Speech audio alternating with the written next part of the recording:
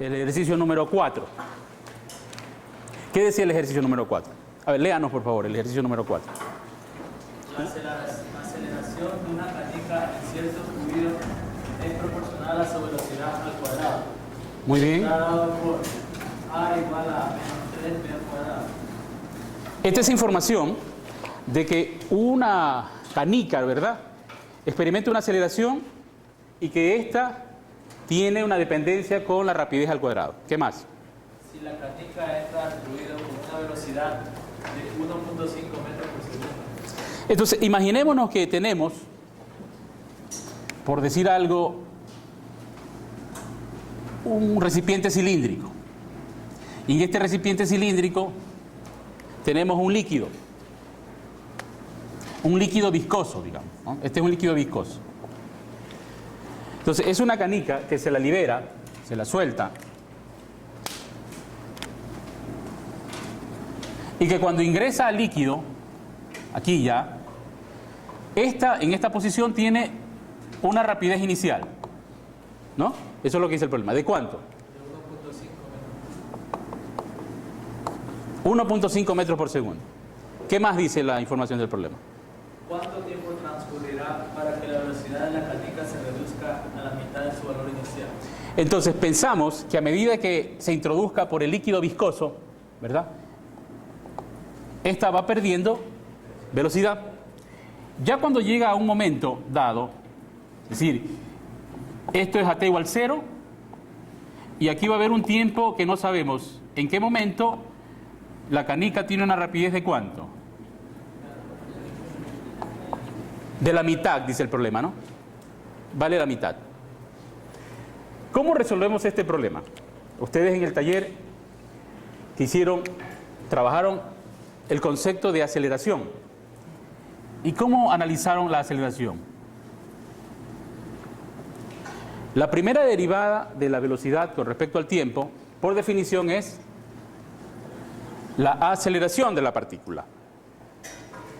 Y como ustedes tienen conocida la función de la aceleración en términos de la rapidez, podemos entonces reemplazar la aceleración por esta función.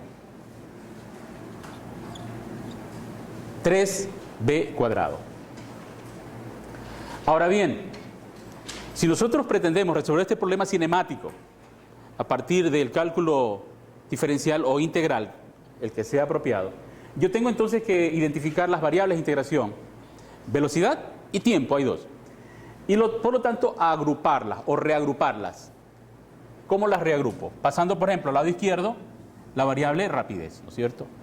Paso b cuadrado acá, como b a la menos 2.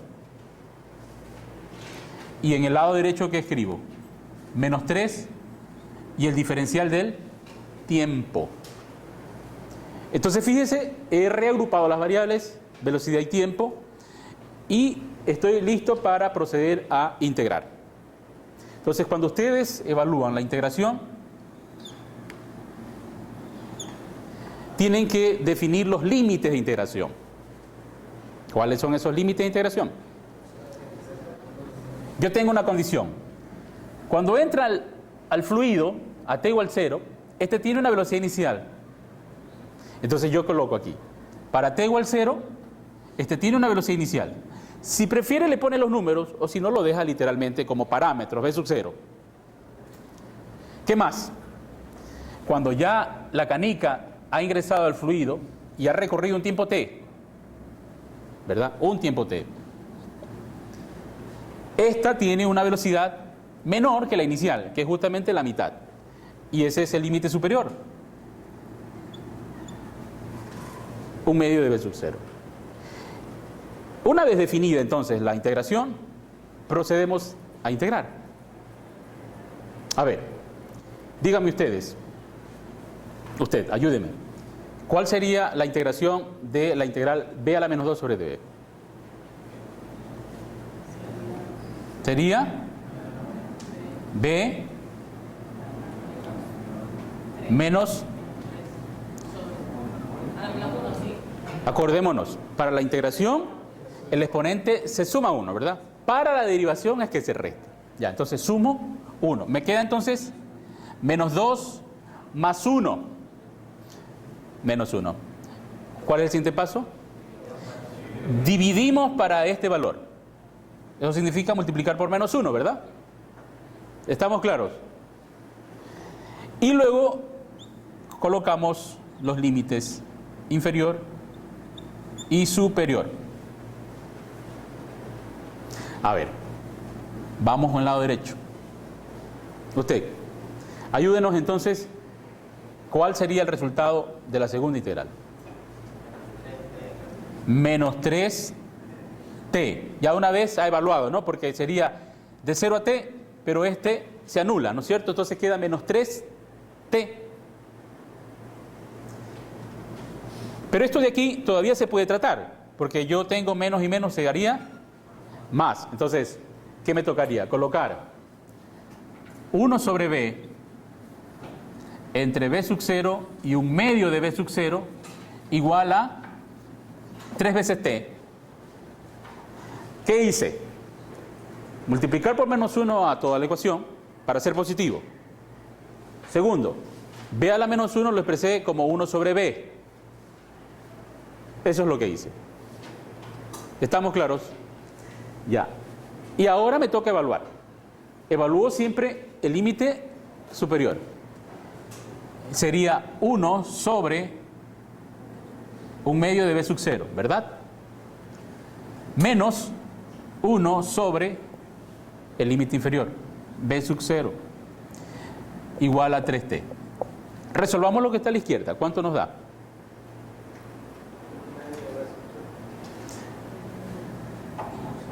Un medio de b sub 0. Bueno, esto de aquí es 2b sub 0 menos 1b sub 0 es 1 sobre b sub 0. ¿Están de acuerdo? Ya. 3 veces t. Por lo tanto, el tiempo que le toma a la canica en adquirir una rapidez de la mitad de la que tenía inicialmente es ¿cuánto? 1 sobre 3b sub 0. En términos de b sub 0. Pero como yo sé que la velocidad inicial cuando ingresó al fluido era de 1.5, o sea, 3 medios, ¿no es cierto? Me queda que t es igual a 3 medios, así, ¿no? B sub 0 es 3 medios, lo puedo escribir así. No hay problema. Entonces el tiempo que le tomaría sería 2 novenos de segundos. Si lo calculamos, ¿cuánto nos da? 0.22 segundos. ¿Qué sería entonces el valor esperado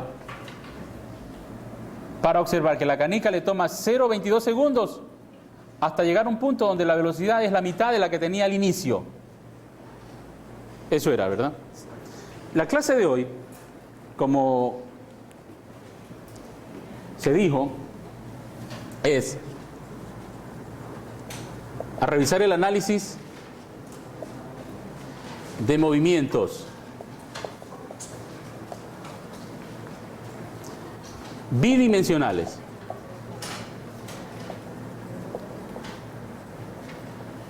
Análisis de movimientos bidimensionales. Y el primero de los movimientos que vamos a analizar bidimensionales es el tiro parabólico.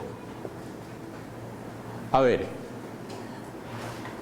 un tiro parabólico es un movimiento cuya trayectoria, como su nombre lo menciona, es una parábola. ¿Cuáles son las condiciones que están tras de este movimiento? ¿Cuáles son las condiciones? En términos de la aceleración. ¿Cuál es la aceleración de la partícula? La aceleración del proyectil. ¿Aceleración en X tiene? ¿Aceleración en X tiene el proyectil? No hay. ¿Aceleración en Y tiene? Sí. ¿Cuál es esa? La gravedad. Entonces la aceleración del proyectil es siempre el valor de la gravedad. Y un vector que apunta en dirección hacia la Tierra, ¿no es cierto? En dirección hacia la Tierra. Esas son las condiciones para que ustedes obtengan una trayectoria parabólica. Vamos a analizar entonces este movimiento. Hay una secuencia, ¿no? Es decir, varias instantáneas.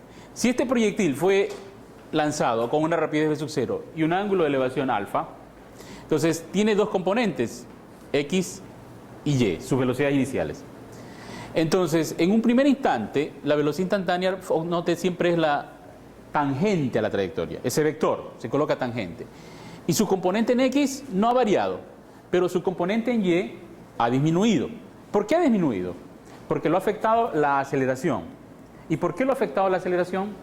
Porque este movimiento se torna frenado cuando el vector de aceleración es contrario al movimiento.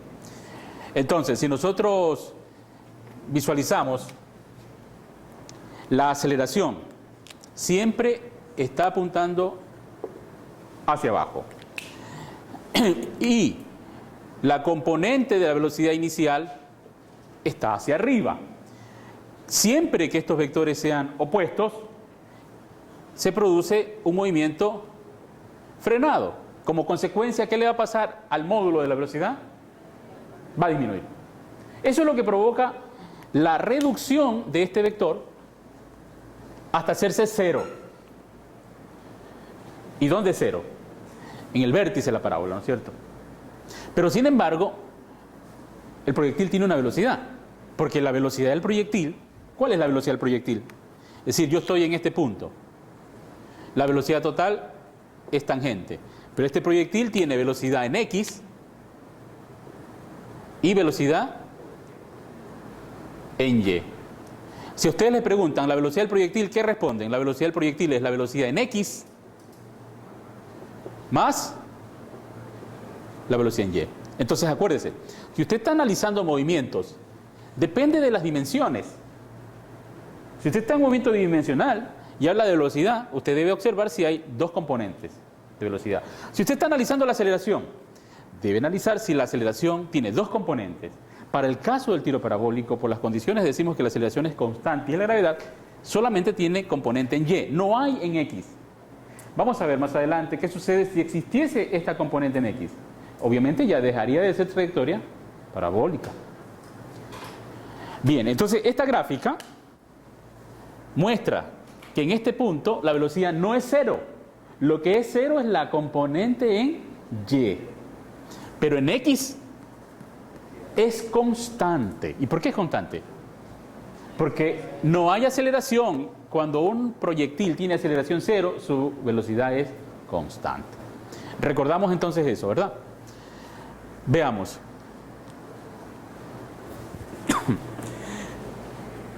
En la siguiente diapositiva es para indicar, si ustedes soltaran simultáneamente dos proyectiles, uno verticalmente y uno lanzado horizontalmente, el tiempo de vuelo, que sería el tiempo que le toma en caer, en recorrer esta altura, sería exactamente igual en ambos casos. ¿Quién me dice por qué?